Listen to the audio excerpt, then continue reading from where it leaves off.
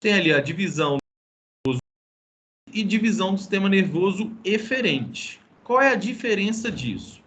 Aferente é toda a informação que vem da periferia para o centro. Como? A informação vem de uma raiz nervosa, sobe pela medula espinhal e chega até o encéfalo. Essa é o que a gente chama de divisão aferente. A de que está chegando dentro do sistema nervoso central. Querem ver um exemplo disso? Vocês já tiveram a sensação de colocar a mão na panela quente, não já? Já. O que acontece? A informação está vindo do seu dedo, concorda? Na hora que você põe a mão na panela quente, a temperatura quente lá no seu dedo da mão, ela sobe por uma raiz nervosa, passa pela medula espinhal e aí você vai perceber no seu cérebro que seu dedo está queimando. Não é isso que acontece? Sim. Isso é uma informação que está vindo da periferia. Então, o sistema nervoso aferente, ele nos informa de tudo o que acontece no ambiente onde a gente está e que o nosso corpo toma consciência do que está acontecendo. Então, toda a informação que a gente chama de sensorial, ela faz parte dessa divisão aferente. Então, o que é informação sensorial?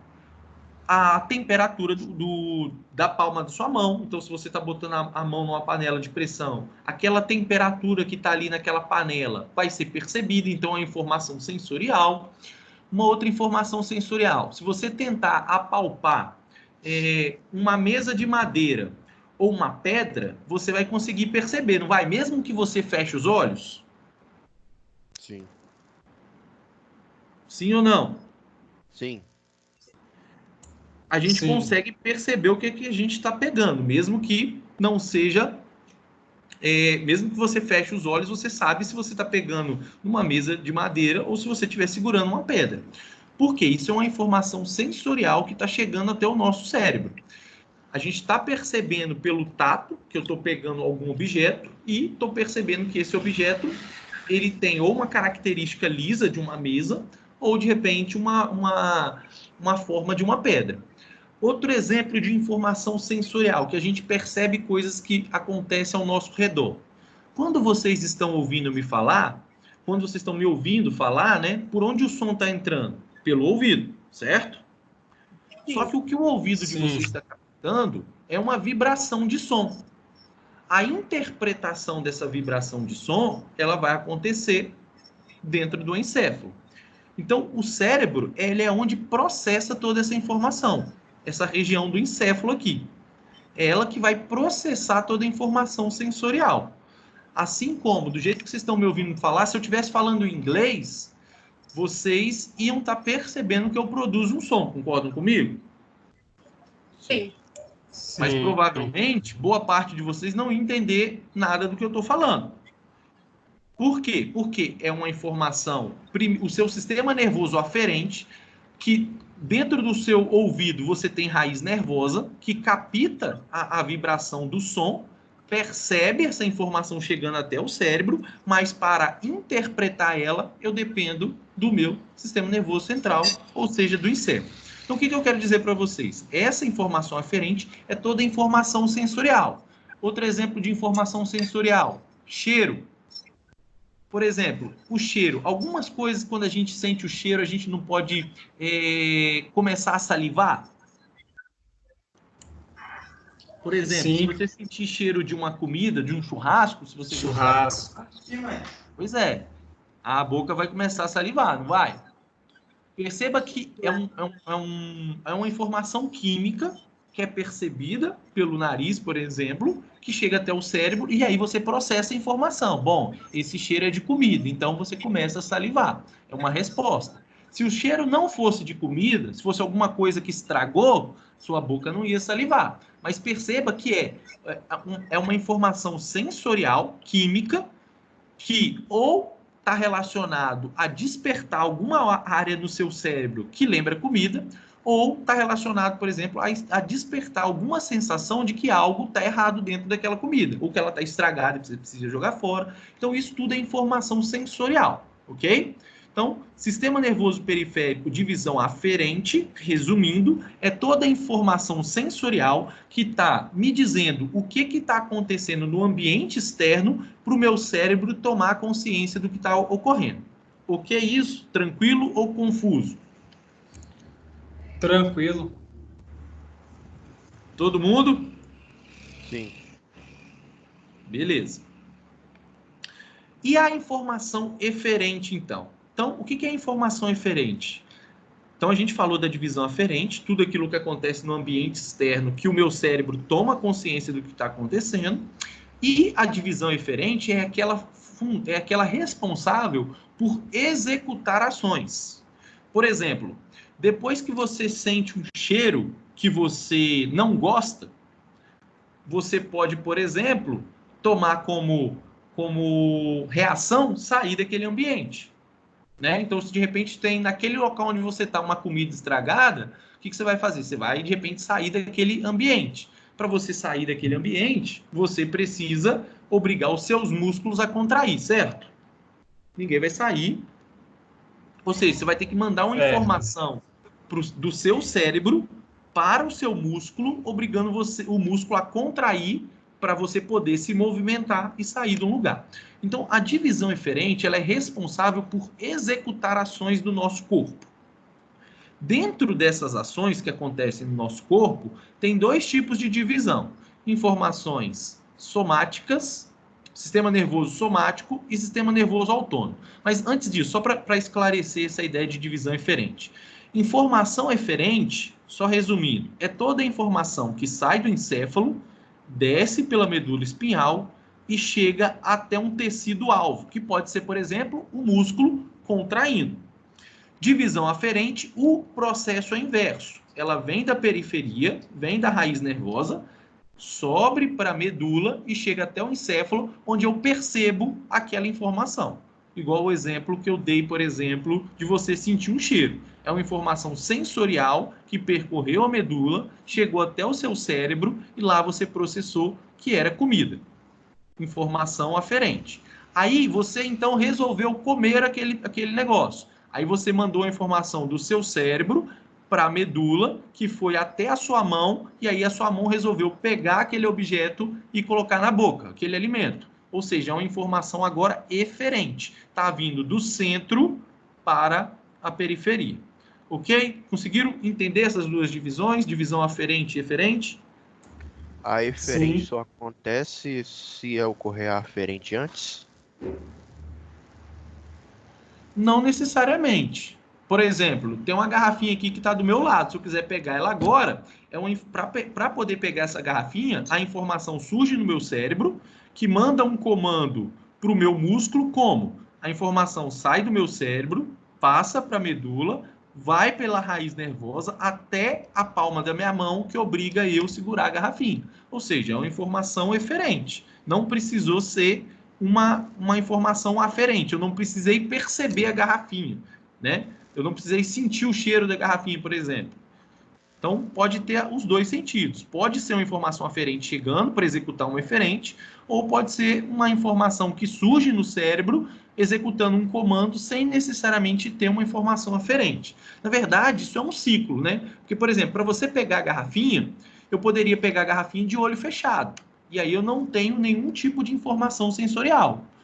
Mas, de modo geral, quando a gente tenta pegar uma garrafinha, a gente está olhando para ela.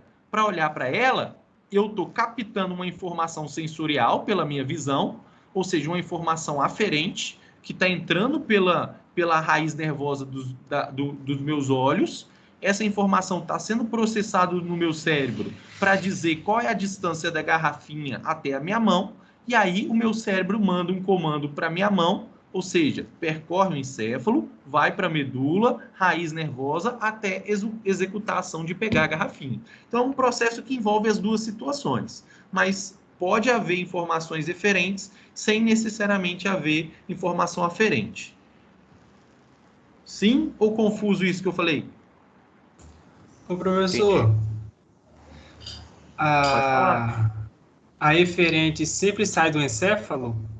Perfeito. A inferente é sempre uma informação do sistema nervoso central, ou encéfalo, ou um pouquinho abaixo do encéfalo, que é o tronco encefálico, que ele fica logo aqui embaixo, aqui, ó, bem baixinho aqui, ó. Ou ela surge daqui do encéfalo, ou ela surge numa região aqui que a gente chama de tronco encefálico. Ok? Mas é sempre uma informação, então, ó, eferente é sempre uma informação que se origina no sistema nervoso central.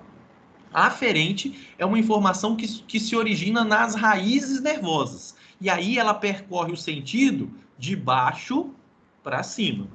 Já a informação eferente, ela percorre o sentido de cima para baixo. Então, eferente está executando uma ação, aferente está informando o sistema nervoso central sobre o ambiente à nossa volta.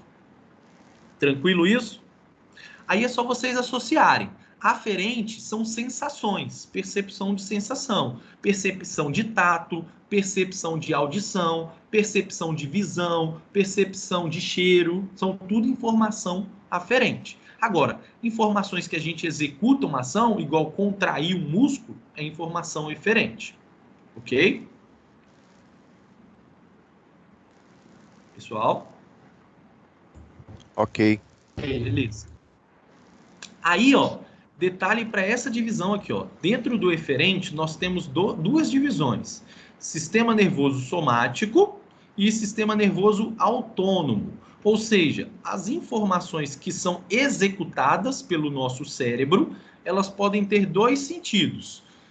Autônomo, acho que vou começar falando pelo autônomo. O que é um sistema nervoso autônomo? São informações que surgem do sistema nervoso central, onde a gente não precisa controlar. Exemplo, você controla os batimentos do seu coração? Não. Não, certo? É uma informação que o tempo todo o seu sistema nervoso central está mandando informação para o seu coração contrair. Mas isso não acontece de uma forma voluntária. Eu não consigo controlar a velocidade do meu coração bate, a frequência com que ele bate. Por isso, é uma informação do meu sistema nervoso autônomo, ok?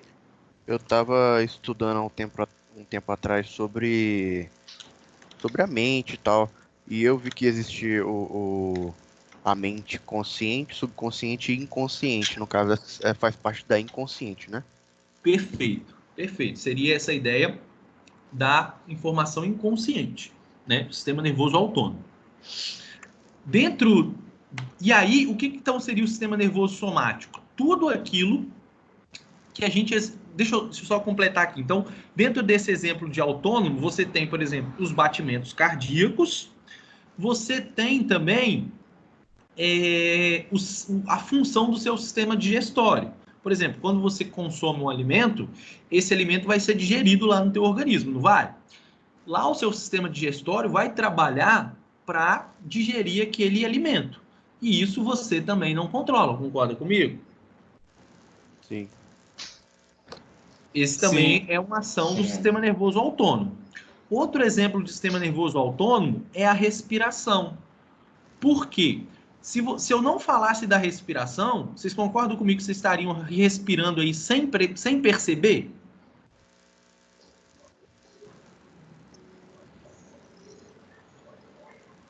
Pessoal?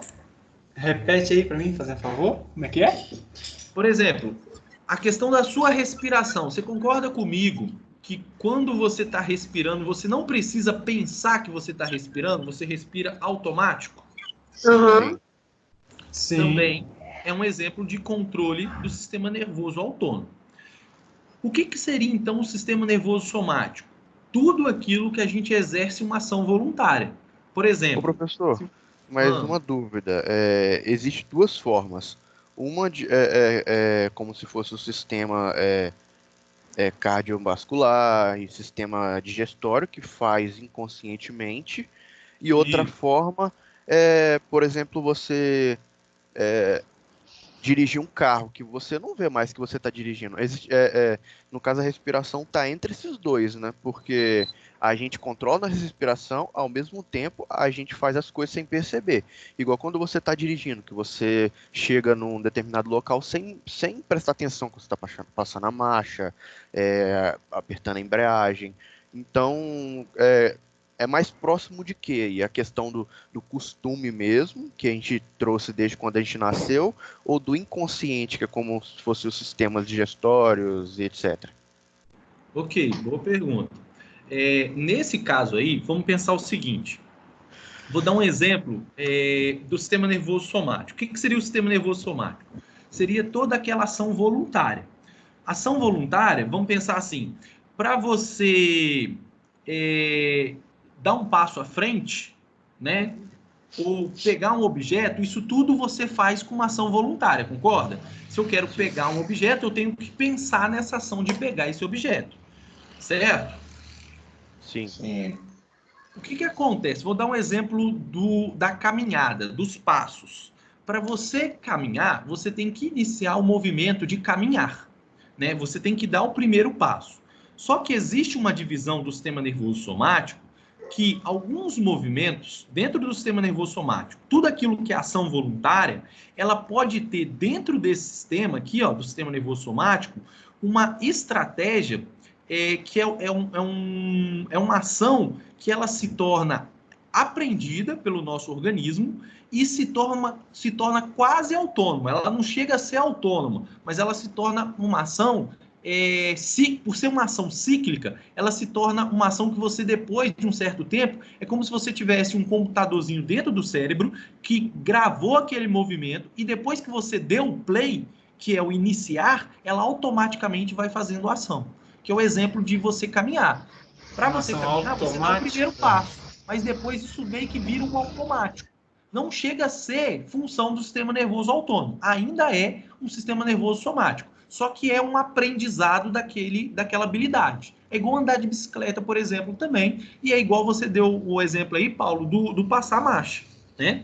Se você pegar uma pessoa que está iniciando a direção, ela vai ter dificuldade de associar passar marcha, pisar na embreagem, mas depois isso cria uma ação quase que automática dentro do cérebro. Não é função do sistema nervoso autônomo, é ainda função do sistema nervoso somático, só que ele criou uma estratégia para esse mecanismo ficar memorizado. E aí você dá o play de iniciar lá a direção, e aí automaticamente você vai fazendo isso. Mas ainda está dentro do sistema nervoso somático. Tranquilo isso?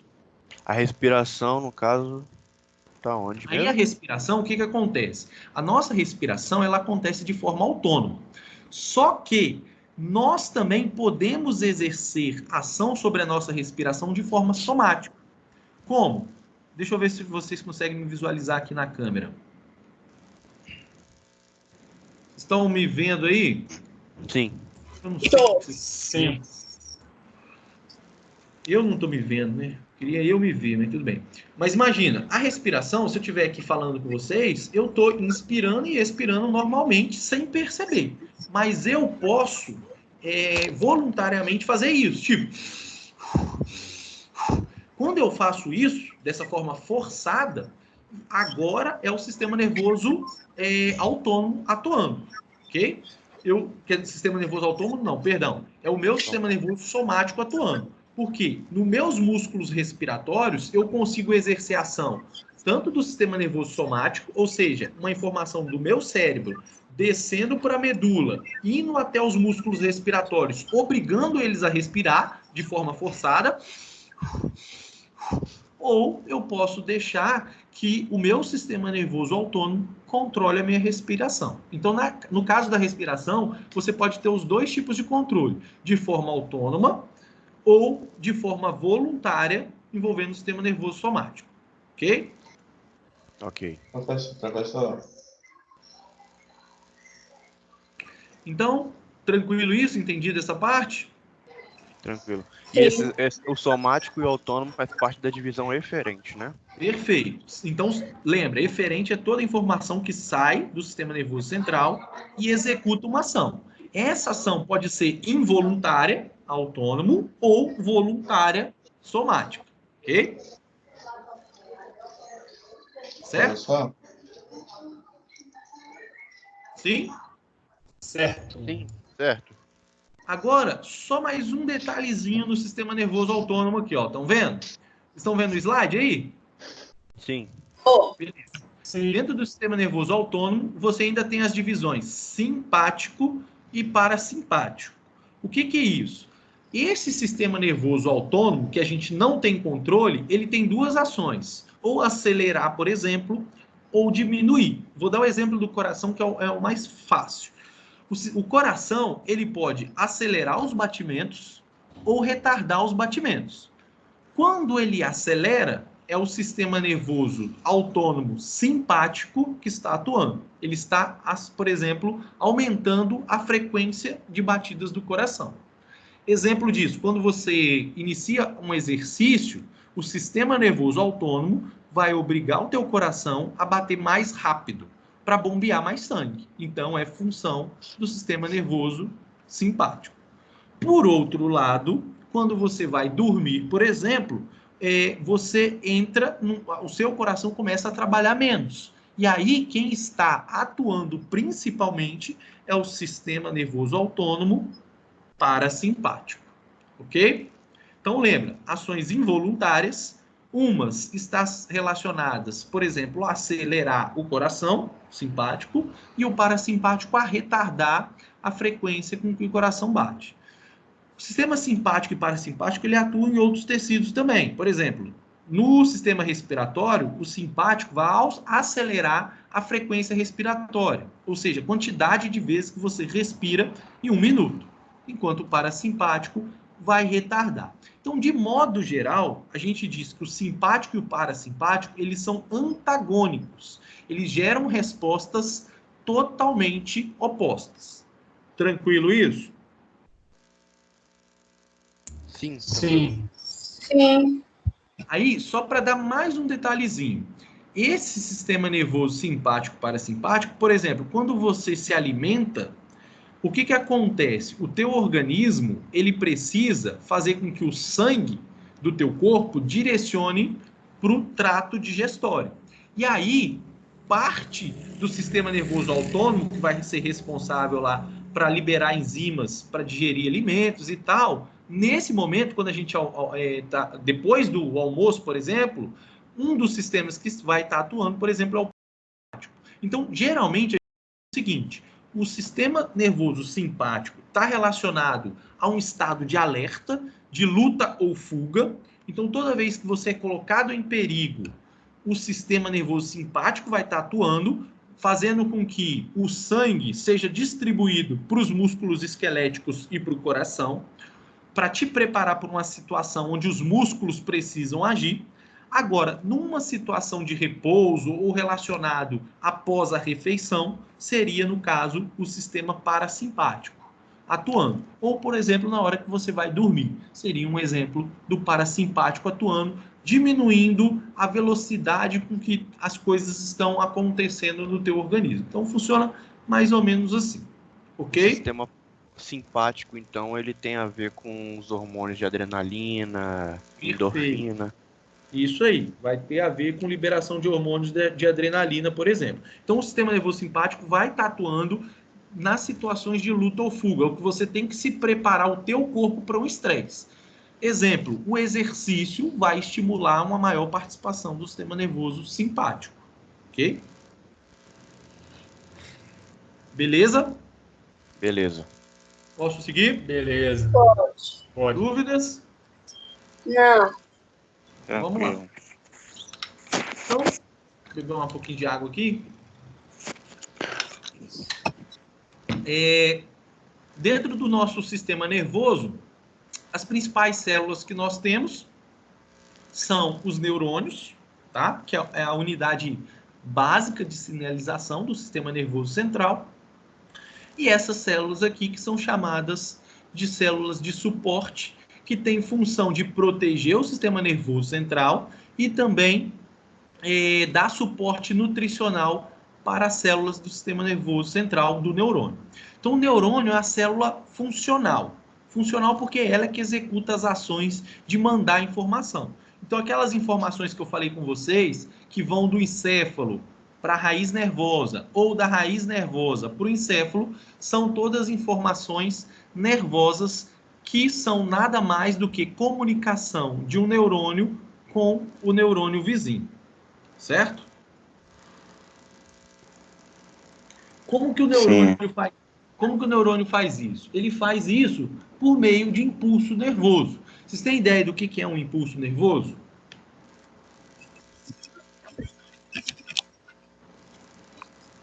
Liberação de elétrons? Perfeito. Tem a ver com sinais elétricos e essa troca de carga próton e elétrons. Ok?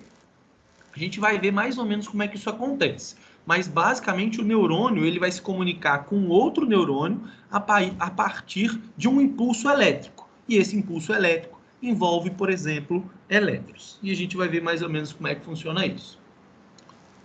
Então, vocês tiveram aula de biologia celular, alguma coisa assim? Sim. Vocês chegaram a ver o neurônio? A estrutura de um neurônio? Semestre passado, Vimos, mas foi no primeiro período. psicomotricidade. A gente viu em psicomotricidade e em ciências moleculares sim. celulares. Foi no primeiro período. Foi. Entendi. Isso aí. Tá, eu vou retomar aqui algumas coisas. Então, o neurônio ele é formado basicamente por 3 partes. Os dendritos, que são essas estruturas que permitem com que esse neurônio se comunique com o neurônio que está acima dele, certo? Ele tem o corpo celular. O corpo celular é onde está o núcleo, e aí é onde gerencia tudo o que acontece dentro da célula. E o neurônio tem essa parte alongada, que a gente chama de axônio do neurônio. Então, basicamente, o neurônio tem essas 3 partes: dendrito, corpo e axônio. Então, dendritos, está até aqui, ó, região especializada por receber estímulos. Ou seja, que recebe, por exemplo, estímulo que vem de um outro neurônio. É o local de sinal de entrada de informação. O corpo do neurônio é a região de integração. Então, ó, centro metabólico do neurônio, responsável pela síntese de todas as proteínas. E o axônio, que é a cauda dele, que são as ramificações desse neurônio, que transmite os impulsos nervosos a outros neurônios ou células efetoras. Então, o que vai acontecer? O sinal elétrico do neurônio, o que vai acontecer? Um neurônio vizinho vai informar esse neurônio de uma ação, e esse neurônio, então, vai disparar um sinal elétrico que vai percorrer o axônio, essa cauda dele, até chegar ao neurônio vizinho. E aí, esse sinal elétrico é transmitido a partir dos dendritos para o neurônio vizinho, que então continua a propagação desse sinal elétrico. Ok? Entendido isso? Sim. No caso, os dendritos recebem o impulso nervoso, o corpo faz a integração, na verdade o sinal só passa pelo corpo e continua viajando pelo axônio. Então, assim, sim, o axônio essa transmite, parte... né? Oi? E o axônio, no caso, faz a transmissão do impulso nervoso. Isso, só para vocês terem uma ideia. Esse axônio aqui, ó, ele é tão longo, imagina o seguinte, o dedão do seu pé, você consegue mexer o dedão do seu pé, certo? Sim. Sim. O neurônio que mexe o dedão do seu pé, só para vocês terem uma ideia, essa região aqui, ó, corpo da célula, sabe onde é que ele fica, mais ou menos? Sim. Aonde? Não. Eu não sei, não.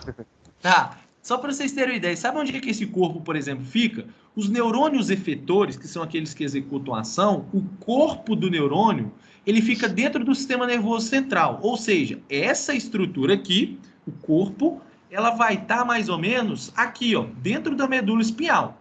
Só que essa medula espinhal, ela termina mais ou menos na região lombar das suas costas, concorda?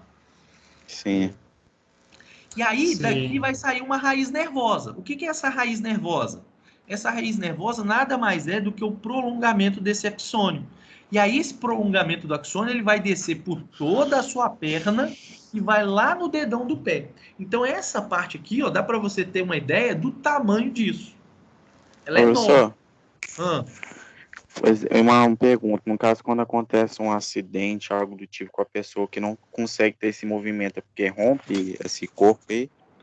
Perfeito.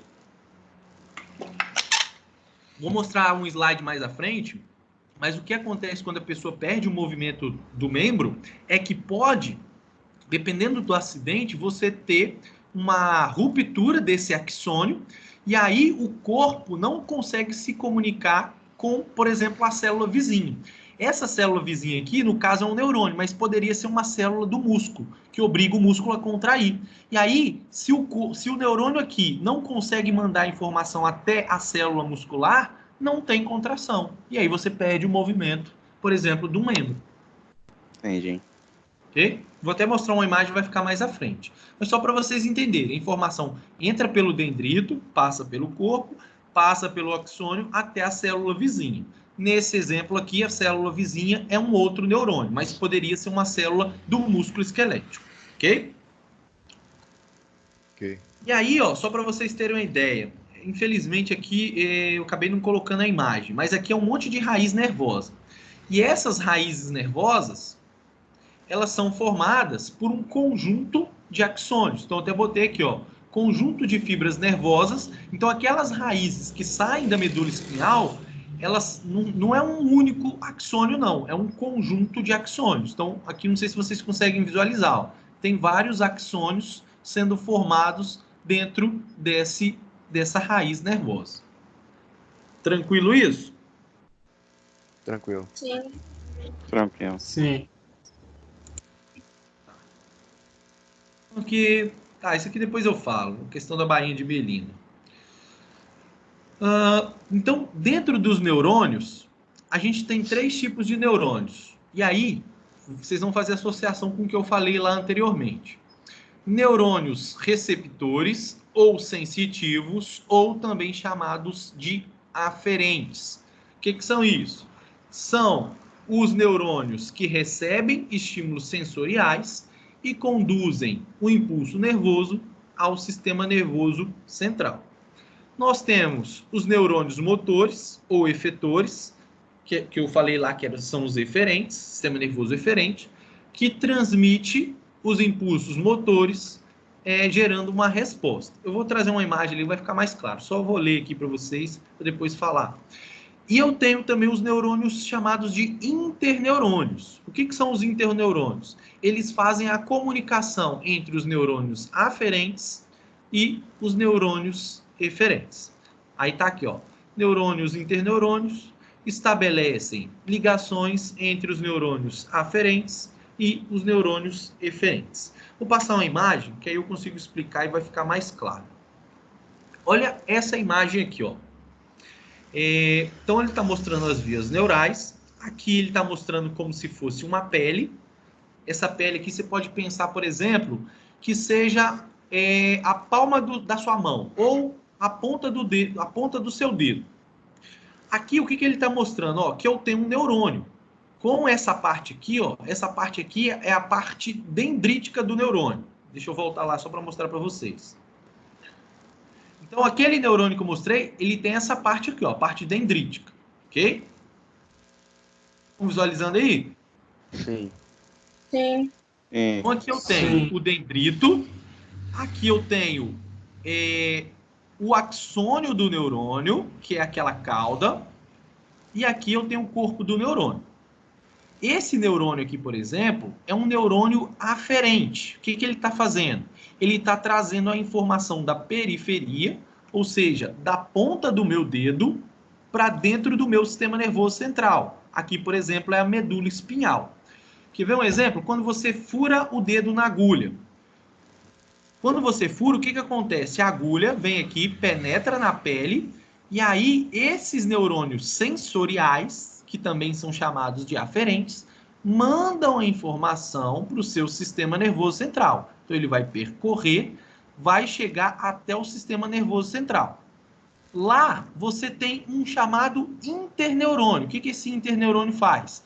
ele associa a informação do neurônio aferente com a informação do neurônio eferente. Lembra? Aferente é sensitivo, percebi a dor. O interneurônio se comunicou com o neurônio eferente. O que é o neurônio eferente? Aquele que executa uma ação. E aí esse neurônio que executa uma ação manda eu contrair o músculo. Para quê? Para tirar o dedo lá daquela agulha.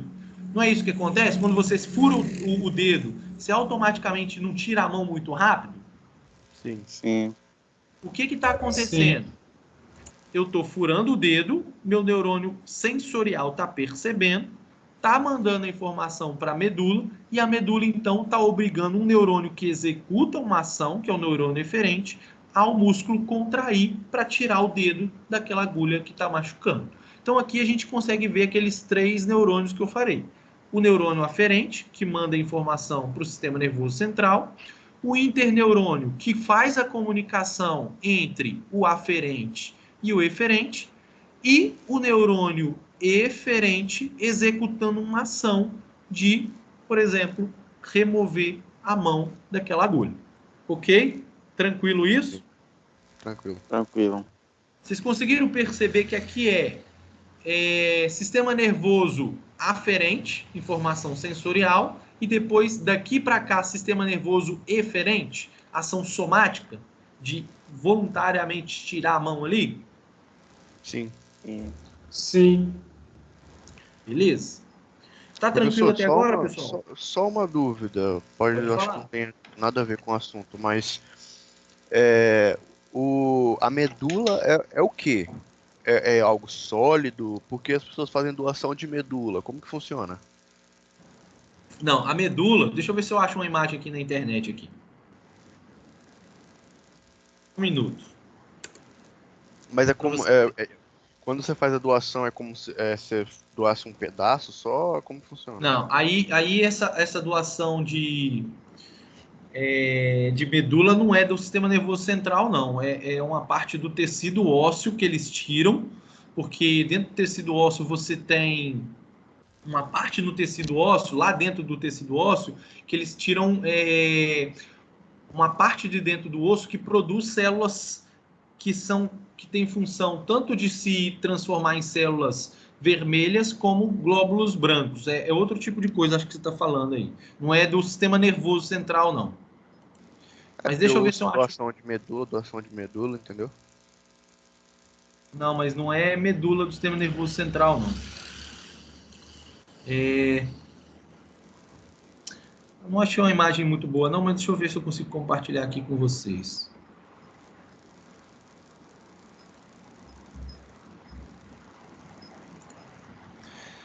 Estão vendo essa imagem aqui? Estou pegando aqui do Google mesmo. Ah, essa aqui é melhor. Estão visualizando aí? Sim. Sim. Então, o que ele está mostrando? Ó, isso aqui são as vértebras da coluna vertebral. Vértebra é aquela parte óssea, certo? Que a gente consegue, inclusive, apalpar. Estão visualizando esse branquinho aqui? Ó, T1, T2, ó, Sim. T1, Sim. T2, T3. Então, isso aqui são as vértebras. É a estrutura óssea. Dentro dessa estrutura óssea, eu tenho a medula espinhal passando ali, que é uma parte do sistema nervoso central, tá? Que fica protegido. Deixa eu ver essa imagem aqui. Ó, sistema nervoso central. Aqui eu tenho, por exemplo, a caixa craniana, o crânio, tecido ósseo, e a medula espinhal passando entre as vértebras. Então, isso aqui é sistema nervoso, ou seja, são células neuronais, são neurônios aqui dentro, ok? Dentro dessa estrutura óssea. Deixa eu ter uma imagem melhor aqui. Ah, essa aqui é uma imagem boa também, ó. Ó, aqui, ó, estão vendo? É uma vértebra, tecido ósseo, e entre o corpo da vértebra e a parte de trás da vértebra, a parte de trás da vértebra é aquela que a gente apalpa. Se você passar a mão nas suas costas, você vai sentir um monte de vértebras no centro de suas costas, não vai? E entre a parte óssea da vértebra, dentro aqui eu tenho a medula espinhal, que está passando, ou seja, um tecido formado por vários neurônios, todos juntos aqui dentro. Ok? Ok. Certo? Deixa eu voltar para lá. Voltar para o slide. Então, tranquilo isso daqui, né? Como é que a informação vem da periferia, passa, chega até o sistema nervoso central, e aí ele é executado a partir do sistema nervoso eferente, ok? Bom, vamos entender como é que funciona essa condução, então, porque a gente está falando que os neurônios, eles propagam sinal elétrico. Vamos ver como é que isso ocorre, como é que esse sinal elétrico percorre as células do nosso corpo, ok? Ok. Ok. Bom, toda célula, a gente diz que ela tem um potencial de membrana de repouso. O que é isso? Aqui está mostrando um exemplo, está aqui células excitáveis. Então, células excitáveis são neurônios que podem ser, quando excitadas, elas vão propagar um sinal elétrico. Isso significa que, de modo geral, o neurônio ele não está mandando sinal elétrico, a não ser que ele seja excitado, ok? E aí, todo neurônio ele tem o que a gente chama de potencial de membrana de repouso. Vou passar para essa próxima figura, vai ficar mais claro. O que acontece? Não tem uma imagem boa aqui. Vou voltar para a câmera aqui, só para tentar para vocês verem se vocês me visualizam. Estão me visualizando aí? Sim. Sim. Então, o que acontece? Imagina o seguinte, a célula, dentro dela, imagina aqui, ó, estou desenhando uma célula aqui com minha mão, dentro dela você vai ter, por exemplo, uma quantidade de carga negativa maior. Então, geralmente, dentro da célula, ela está cheia de carga negativa e fora da célula, ela está cheia de carga positiva, ok? Então, dentro da célula, carga negativa, fora da célula, carga positiva. Quando a célula precisa mandar um sinal elétrico, o que tem que acontecer? Ela tem que abrir um canal para que as cargas positivas que estavam fora entre para dentro dela, gerando o que a gente chama de potencial de ação. Então, o que seria um potencial de ação? A célula recebe uma quantidade de cargas que eram positivas que estavam fora dela, que entram para dentro dela, e aí ela gera, então, a partir dessas cargas que estão ali, ela tem uma modificação do sinal elétrico que emite, então, uma corrente elétrica que vai gerar um sinal para a célula vizinha. Tranquilo isso ou confuso? Tranquilo. Tranquilo. Então, vou voltar lá para o slide que agora vai ficar um pouquinho melhor. Então, o que está mostrando aqui, ó? Não sei se vocês estão visualizando, essa imagem está meio desfocada. Mas aqui está mostrando aqui, ó. Essa parte de azul é como se fosse a parte dentro da célula, tá? Essa parte aqui, ó, é a membrana celular. Então, aqui é a parte dentro da célula, aqui é a parte fora da célula. Tudo bem? Estão visualizando aí? Sim. Tranquilo. Sim. Então, se vocês olharem, ó, tem vários sinais negativos aqui. Estão vendo? Estão vendo isso daqui? Sim. Dizendo que essa célula, ela tem mais carga negativa dentro dela do que fora. Fora, ela tem, de modo geral, uma carga positiva. Nessa situação aqui, ó, o potencial de membrana da célula, ele está representado por esse valor aqui, ó, de milivolts, que aqui está aparecendo como menos 70. Vocês estão vendo isso daqui? Sim. Então, o que ele está dizendo? Ele está dizendo que, internamente, a célula ela tem uma carga negativa. De quanto? De menos 70 milivolts. Ok? Nessa situação, essa célula, que é um neurônio, ela está em repouso. Ou seja, ela não está emitindo sinal elétrico para nenhum tipo de célula. Porém, se de alguma forma essas cargas positivas que estão aqui fora conseguirem entrar dentro da célula, elas podem fazer com que essa célula neural se torne ativa. Quando carga positiva entrar aqui dentro, o que vai acontecer com esse potencial de menos 70? Ele vai para menos 90 ou mais por exemplo, ou ele vai subir, vai diminuir o seu valor negativo.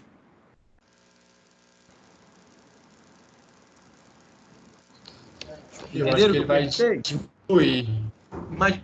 Imagina o seguinte, você está devendo R$70, menos 70, ok?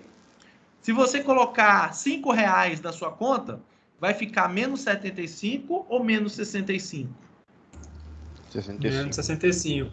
Menos 65. Então, o que eu quero dizer para vocês? Que à medida que essas cargas vão entrando dentro da célula, aqui internamente ela vai ganhando valores cada vez menos negativos, até chegar uma hora que esse valor vai se tornar positivo, ok?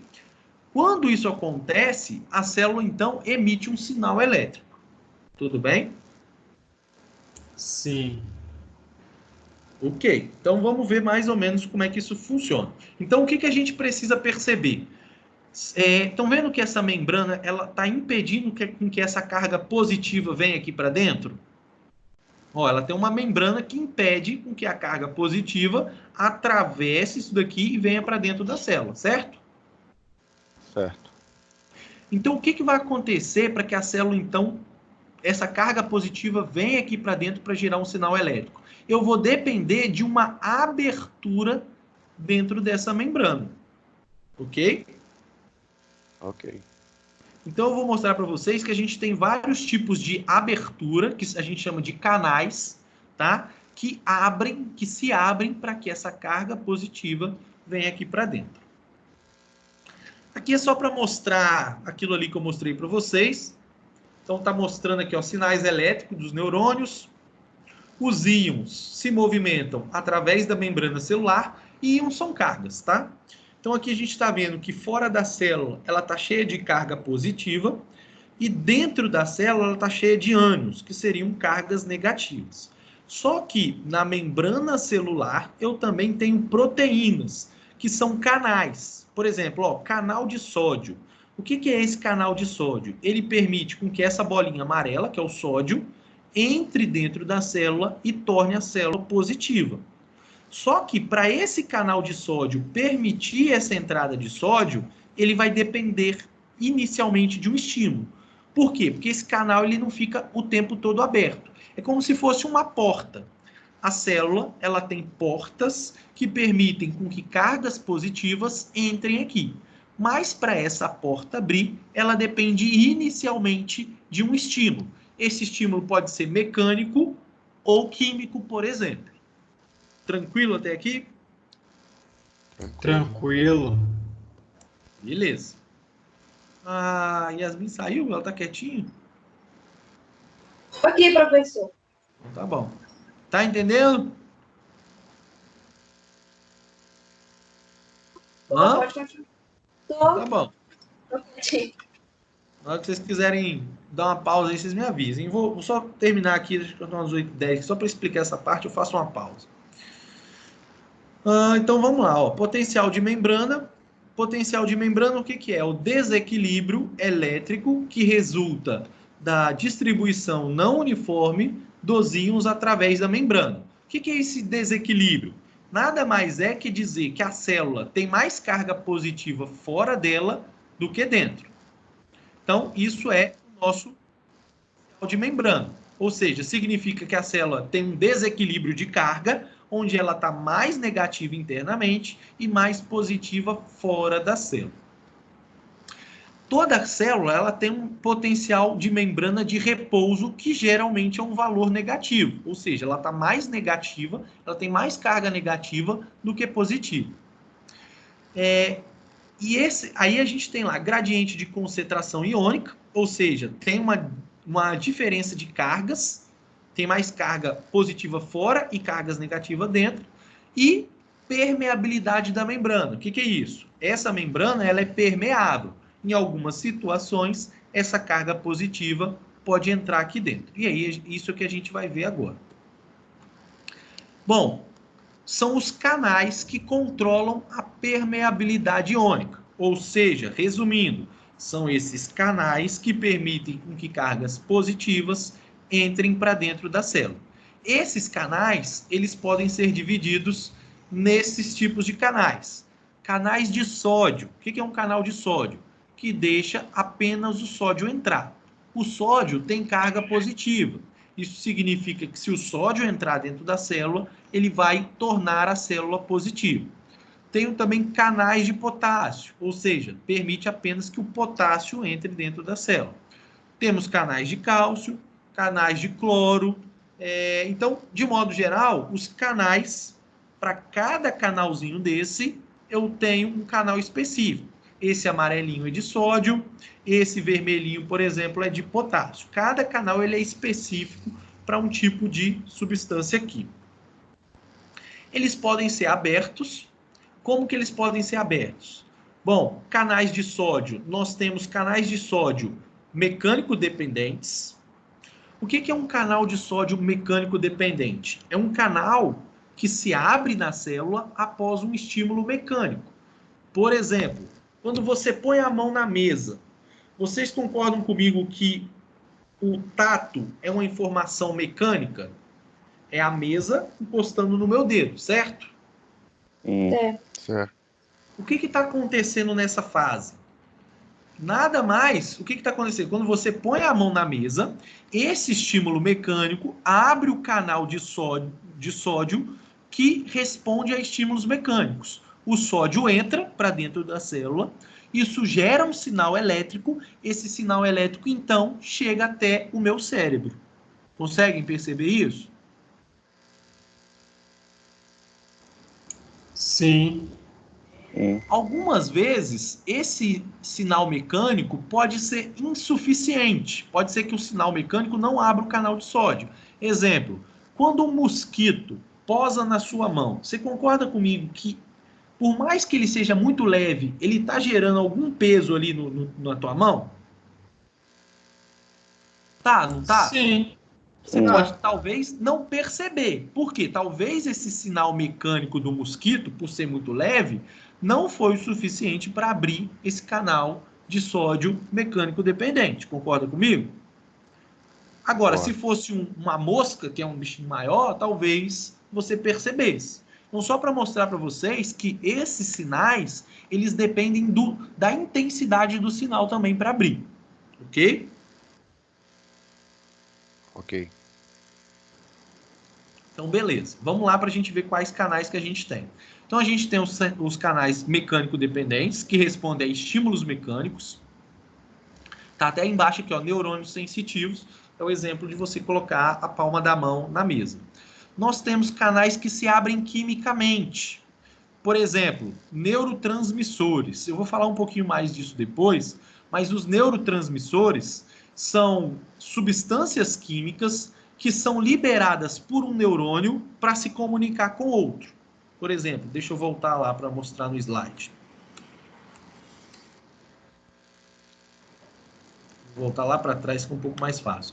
Lembra dessa figura aqui que eu falei que esse neurônio consegue se comunicar com esse? A partir de um sinal elétrico? O que acontece? O sinal elétrico percorre o axônio. Quando ele chega aqui embaixo, vocês conseguem ver que eles não estão totalmente unidos? Vocês estão vendo o espaçozinho aqui? Sim. Esse espaçozinho, esse sinal elétrico que chega aqui, ele não salta direto para cá, não. Ele libera uma substância química. Essa substância química é percebida pelo dendrito do outro neurônio, e aí esse sinal químico é convertido novamente num sinal elétrico. Então, isso, por exemplo, depende de neurotransmissores, ou seja, substâncias químicas que são liberadas nessa região que a gente chama de fenda sináptica. Essa substância química que é liberada aqui penetra no dendrito do neurônio seguinte e se transforma novamente num sinal elétrico. Então, a gente tem, por exemplo, canais que são abertos aqui por essas substâncias químicas, por exemplo, neurotransmissores. Tranquilo isso? Tranquilo. Deixa eu voltar lá. E nós temos também canais voltagem dependentes, ou seja, um sinal elétrico que começou num neurônio pode estimular a abertura de outros canais por um sinal elétrico. Ou seja, esses canais que eu falei aqui, deixa eu voltar lá, ó, só para resumir. eles podem se abrir por um estímulo mecânico, quando eu ponho a mão na mesa. Eles podem abrir por um sinal químico. Um outro exemplo de sinal químico, quando você percebe o cheiro de alguma coisa. Cheiro é um sinal químico, concorda comigo? Uhum. Sim. É um sinal químico que abre um canal e aí gera um estímulo nervoso, um sinal elétrico que vai até o cérebro. Ou eu posso ter esse canal se abrindo por um sinal elétrico. Ou seja, uma corrente elétrica que percorre esse canal, por exemplo, pode estimular ele a abrir para continuar essa abertura e permitir a entrada de cargas positivas. Então, de modo geral, o que eu quero que vocês entendam? Que toda vez que houver uma troca de cargas, carga positiva entrando dentro do neurônio, eu vou ter uma propagação de um sinal elétrico.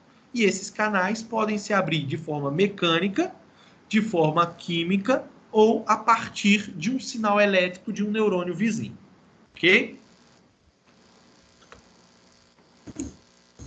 Ok. Beleza. Ok. Deixa eu só ver aqui. Vou falar esses 2 slides e eu paro no próximo. Então, o que acontece? Toda a informação, vamos imaginar, estão vendo essa figurinha aqui? Estão vendo a ampulheta? O mousezinho, desculpa. Sim. Imagina que esse neurônio está tentando se comunicar com o neurônio vizinho. O que vai acontecer? Eu vou ter uma informação elétrica que vai percorrer o axônio e vai chegar até o dendrito do neurônio vizinho. Nesse exemplo aqui, é um sinal elétrico que está percorrendo o axônio e chegando até o dendrito, que ele foi ampliado nessa imagem aqui, ó. Sinal elétrico percorrendo o axônio, chegando até a parte terminal do axônio, e aí esse sinal elétrico está saltando do primeiro neurônio para o neurônio vizinho. Ok? Estão visualizando isso? Sim. Esse sinal elétrico, o que acontece? Quando ele chega no neurônio vizinho, ele chega um sinal forte. E, à medida que esse sinal vai percorrendo toda a estrutura do neurônio vizinho, ele vai perdendo força. Ok? Percebe que a seta está forte aqui e vai diminuindo? Aham. Isso significa que esse sinal elétrico que começou forte no primeiro estímulo, ele vai perdendo força durante a viagem pelo corpo do neurônio. Isso é o que a gente chama de potencial graduado, tá? Ele começa forte, vai percorrendo o neurônio e vai perdendo força. Ok? Então tá aqui, ó. Ok. Potenciais graduados perdem força à medida que se espalham a partir do seu ponto de origem. Tranquilo? Sim? Tranquilo. Sim. Agora a gente vai ver 2 situações aqui. Aqui eu tenho uma figura que mostra um estímulo que começou no primeiro neurônio, por um potencial graduado que percorreu o corpo celular do neurônio vizinho e chegou até o axônio dele, que é aquela cauda desse segundo neurônio, percebe? O que está acontecendo aqui? Ó? O sinal chegou forte, foi diminuindo. Quando ele chega nessa zona aqui, ó, chamada de zona de disparo, se esse sinal não chegar com uma força mínima, pode ser que a informação, o estímulo nervoso, não continue. Ok? Entenderam isso? Vejam Sim. a imagem ao lado aqui, ó, só para a gente entender. Na primeira imagem, o que está acontecendo? A carga desse neurônio, quando ele estava em repouso, era de menos 70 milivolts. Ok? Ele estava em repouso. Lembra que o menos 70 é o neurônio em repouso. Certo? Certo. Sim? Esse neurônio, então, mandou uma informação elétrica para o neurônio vizinho. E aí a informação chegou forte. Estão vendo? Ó? Ela rompeu esse valor aqui. Estão vendo uma linha pontilhada? Essa linha pontilhada está dizendo que esse aqui é o limiar mínimo de excitação. Se ele passar essa linha pontilhada, quer dizer que houve uma excitação no neurônio vizinho, que é esse neurônio 2 aqui. Só que essa informação forte, ela aconteceu no corpo desse neurônio. Só que, à medida que ela foi percorrendo, ó, quando ela chegou no meio do corpo do neurônio, ela já era abaixo do nível de excitação. Concordam comigo? Se você tá falando. Sim. Não, eu quero saber se vocês estão entendendo. Vocês estão vendo que o sinal começou forte, ó, ele veio aqui para cima, acima do limiar de excitação. Então, ele excitou esse neurônio, pelo menos no corpo dele. Só que à medida que esse sinal elétrico foi viajando, ele foi perdendo força. E aí, por exemplo, ó, no meio do neurônio, a gente vê um sinal abaixo dessa linha de excitação. Estão vendo? Sim. Opa, passei sem querer. Então, o que acontece? Quando o sinal chega aqui embaixo, que é chamada de zona de disparo, se esse sinal chegar abaixo do limiar de excitação, o que vai acontecer? Esse neurônio não vai continuar o impulso nervoso. Ou seja, a informação elétrica não vai continuar viajando. Vocês querem ver um exemplo disso? Vocês lembram que eu falei do mosquito pousando na palma da sua mão? Sim. Lembram disso? Poderia ser que o mosquito gerou um estímulo no neurônio sensorial. Esse neurônio sensorial mandou a informação para o neurônio vizinho, só que esse neurônio vizinho não conseguiu levar a informação até o cérebro. Por quê? Porque o estímulo era tão pequeno que não estimulou o neurônio vizinho a levar a informação para o sistema nervoso central. Ou seja, eu não vou perceber que esse mosquito pousou na minha mão. Por quê? Porque o sinal que chegou nessa zona de disparo é abaixo do limiar de excitabilidade. Ok? Ok. Ou seja, resumindo isso, o neurônio, o primeiro neurônio, não conseguiu gerar um estímulo no segundo neurônio. Ok? Então, não tem informação sensorial acontecendo nessa situação aqui. Beleza? Beleza. Agora, se o estímulo for forte no início, vamos olhar essa imagem aqui, ó. Um estímulo mais forte, no mesmo ponto do corpo celular, gera um potencial graduado, que ainda está acima do limiar, aqui em cima, em que ele chega até a zona de disparo, resultando num potencial de ação. Então, o que acontece? O primeiro estímulo do neurônio, ele chega aqui muito forte, acima do limiar de excitação, percorre o corpo do neurônio ainda acima do limiar de excitação, e quando ele chega na zona de disparo, ele ainda é acima do limiar de excitação. Estão vendo? Sim ou não? Sim. Então, o que acontece? Se esse potencial graduado que começou aqui chegar até essa zona do axônio, acima do limiar de excitação, vai ocorrer um impulso elétrico. Ou seja, esse neurônio vai propagar um sinal elétrico até a sua fase final, até o final do axônio. Então, a gente tem dois tipos de potenciais. O potencial graduado, que é o que percorre o corpo do neurônio, e o potencial de ação, que é aquele sinal que acontece na zona de disparo. Se o sinal chegar na zona do disparo com força o suficiente, o sinal elétrico vai ocorrer. Ok isso? Ok. Tranquilo isso? Então, o que eu quero dizer para vocês? Para que um neurônio possa comunicar com o outro, esse sinal que iniciou no primeiro neurônio tem que chegar com força suficiente para o neurônio vizinho. Quando isso acontece, o que a gente vai ter, por exemplo? A gente vai ter, nesse exemplo aqui, poderia ser uma mosca pousando na minha mão, iniciou com estímulo, essa mosca desencadeou numa resposta onde o meu neurônio vizinho percebeu que essa mosca está ali e fez, por exemplo, eu tirar a mão. Ou seja, um sinal elétrico que percorreu até o músculo, obrigando, por exemplo, eu tentar expulsar essa mosca da minha mão. Ok isso? Ok. Beleza.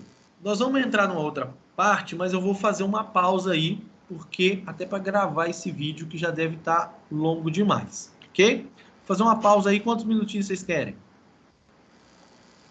1 hora? 20 minutos, pô. Uns 20 Uns minutinhos? 30 minutos, 20, 30 por aí. Vai estar Beleza, todo mundo tá aqui. Então tá bom. Vai lá, Agora janta e são volta. 8h20, umas 8h50 a gente retoma. Pode ser? Pode. Pode ser. Beleza, gente. Vou continuar aqui e vou só parar essa gravação. Valeu. Valeu.